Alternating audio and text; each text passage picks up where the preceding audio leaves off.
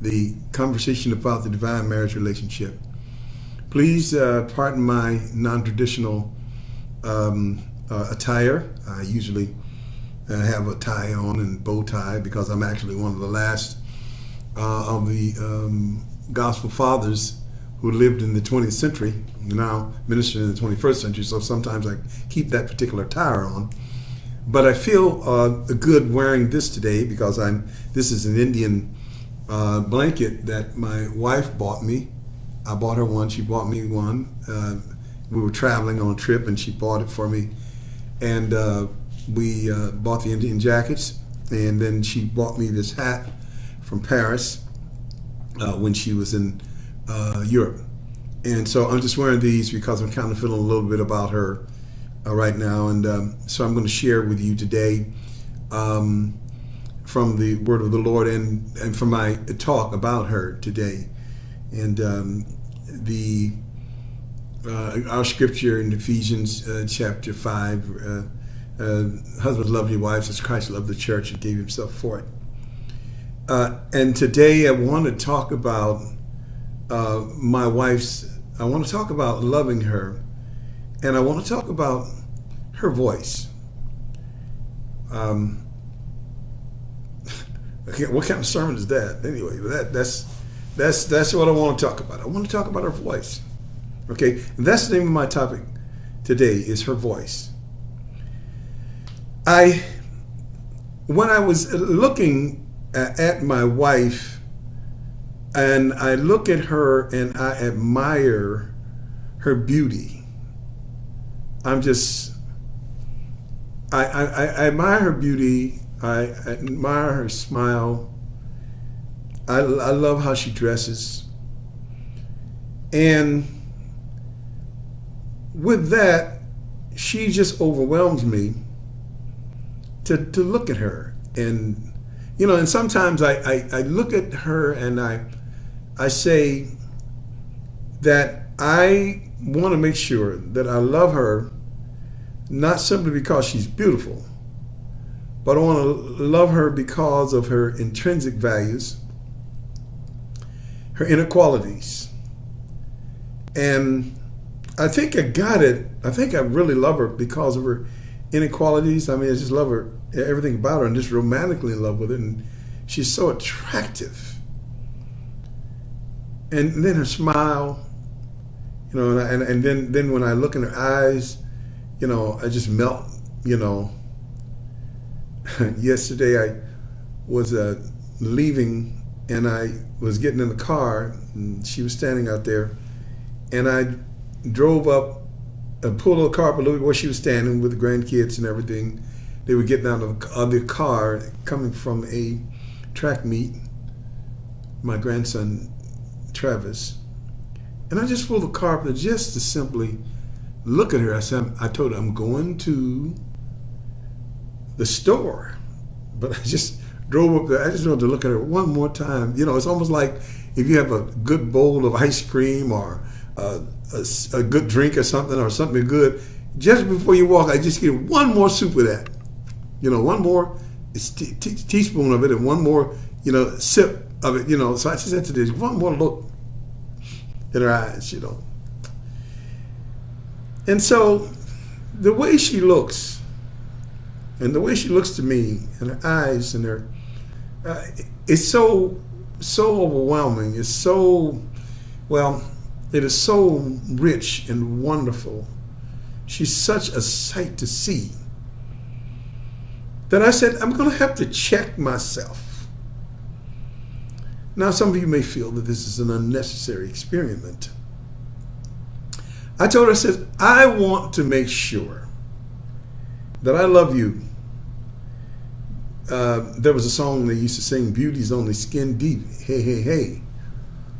But I want to love her deeper than, and I want to be turned on deeper than the beauty, the shape, the eyes, the beauty. I mean, she is one of the finest things on this earth. I mean, I got the finest, So I'll tell you something. I mean, she's so fine. When we went home yesterday, last night, and I was the last one closing the door. I closed the door, and I closed the door and yelled outside my door, "Eat your heart out, fellas. She's mine." Then I locked the door. What I was saying was that all of those men who could have married her years ago, all of those of you who admire her, I know she's just admirable. I know it, she's mine. So eat your heart out, fellas. She's mine. She's so beautiful, okay? So, but what I decided was I told her, sometime we have these early morning talks. I said, something, I'm going to do something. I am going to blindfold myself. I'm going to blindfold myself, and then I'm going to try my best to enjoy you blindfolded. I said, now I'll have to walk around the house because you just knocked me out with your looks. You just got me. You got me. You're fine. Oh. So I said, I'm going to have to do something about that. I'm going to blindfold myself. I said, what I want to do when I blindfold myself is I want to focus on your voice. I want to focus on your voice, and when I focus on your voice, I'm going to know that is another reason why I love you. It's just your voice. I love you because of your looks. I love you because of your personality. Then I want to love you for your voice. My grandson was talking about bats the other day, and we were talking about bats, and he said, but bats can't see. But you know something? A bat can't see, but a bat has a real strong sense of feeling. Probably a real strong sense of feeling, like a radar. They have like a radars that they can detect things with their radars. And so even though the bats can't see, the radar can feel. And so I want to be like a bat. I want to be able to feel. I want to feel her, but not see her. And I want to experience her voice. I just told her voice is awesome to me. So in this blindfolded condition, to where I close out the beauty of her, I told her, I just want to listen to your voice, go off your voice. And when I close out and do that experiment, what I'm going to hear is, I'm going to hear the voice of the woman who tells me that she loves me without seeing those eyes that butter me down. It's just going to be in the feeling in the voice. The feeling in the voice. I'm going to hear the voice of the woman who I hear praying day and night. The woman who prays for me. I'm going to hear that voice. And I'm going to remember all of the prayers. I'm going to hear the voice of the woman who guided and cared for my children, who corralled my children. I'm going to hear the voice of that sweet preaching lady with that awesome soft voice that gets stronger as she enters into her ministry. I'm going to hear that voice. I'm going to hear the voice of the lady who prays and speaks in tongues and helps people to receive the Holy Ghost. I'm going to hear that voice. I'm going to hear the voice of the woman who comforted me and we talked together when we lost our daughter. I'm going to hear the voice of the woman who talks with me late at night in times of crisis. I'm going to hear that voice when the church is in crisis, or when our family's in crisis, or we're in crisis. That voice, and then with all that wisdom and understanding, that's the voice I'm going to hear. I'm going to hear the voice that I heard in the hospital room when she bore our children, and the crying. That voice. Oh, come hold me, Larry. Hold me. I'm going to remember that. I'm going to remember that voice. I'm going to never forget it. That's the voice. The voice. That was over the phone. We recorded almost a year. Long distance.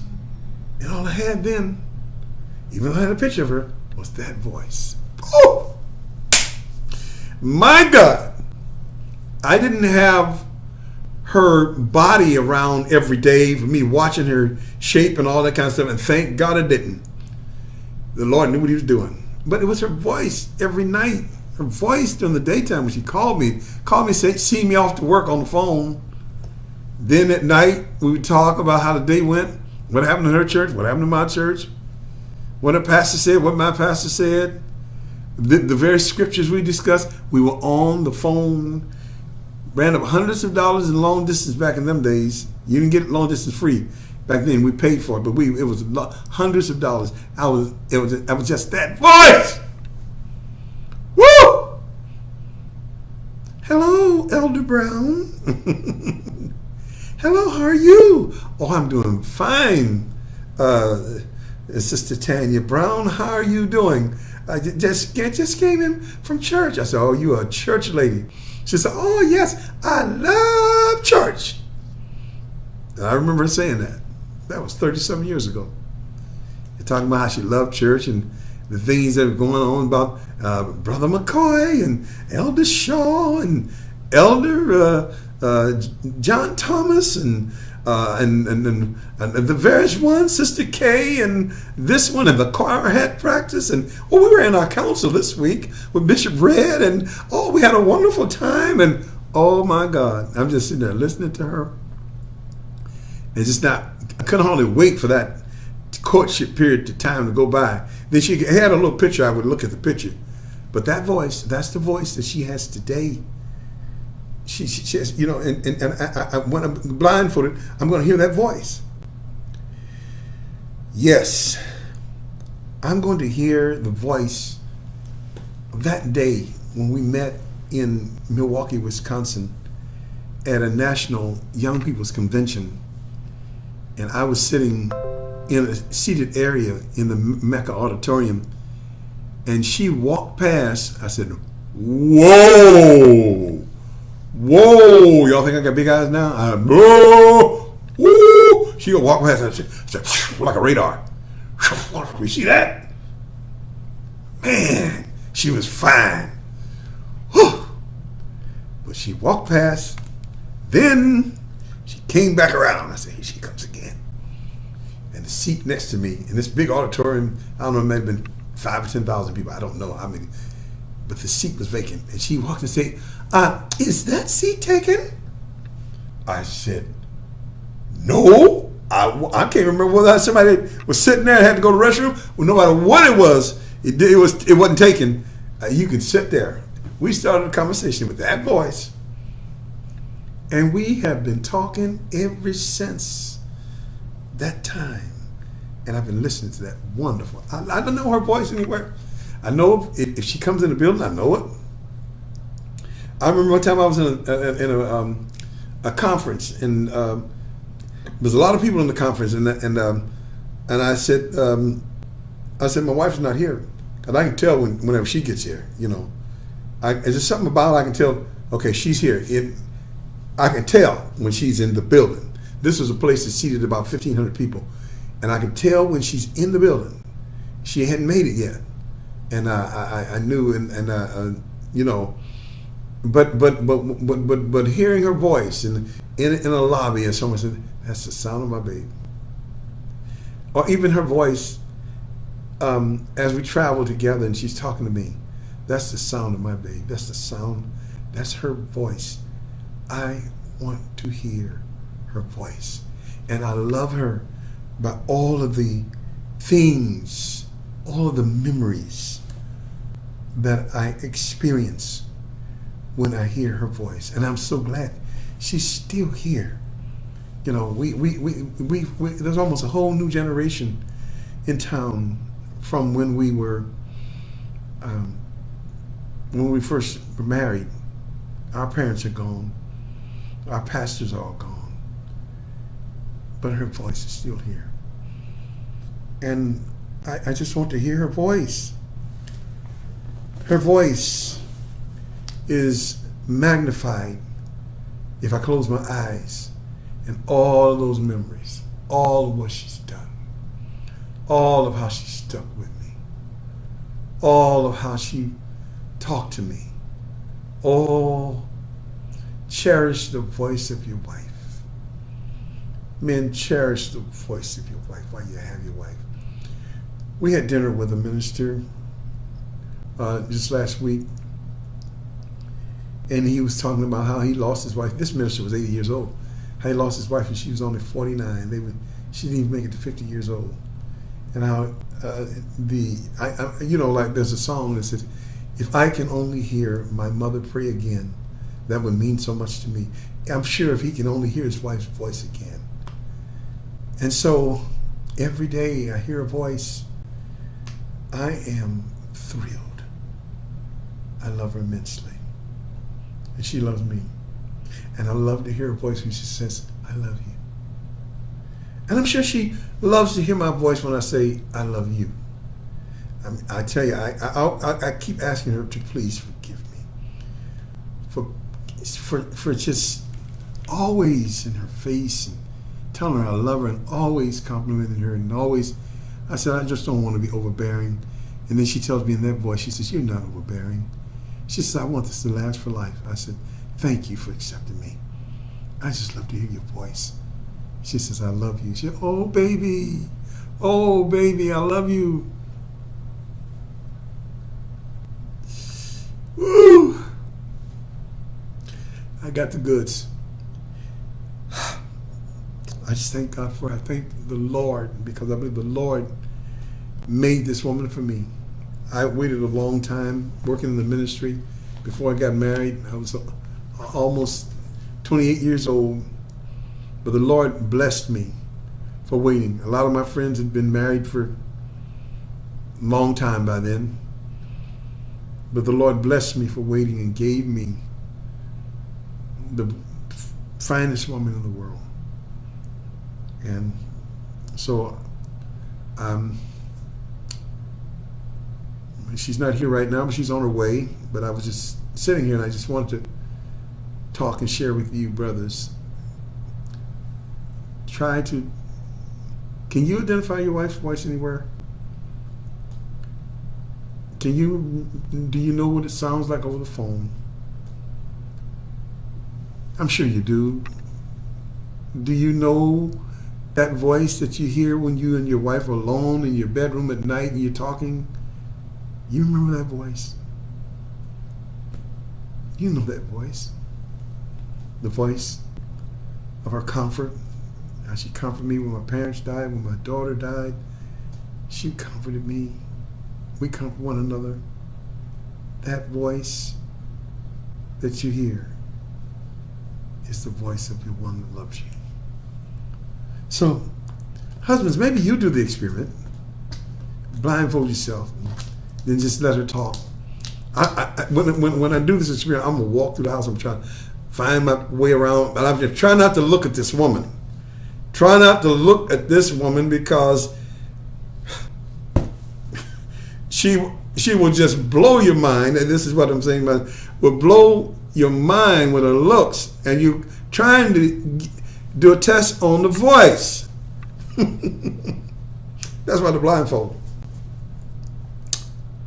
The blindfold is to let me go into nostalgia, romantic nostalgia of all of the things that she said and all the places we've been and all the things that we've come through together when she spoke with her voice.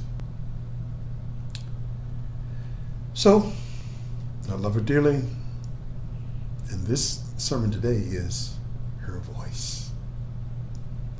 I want to hear her voice and reminisce on all of the good things in our life that she said with her voice.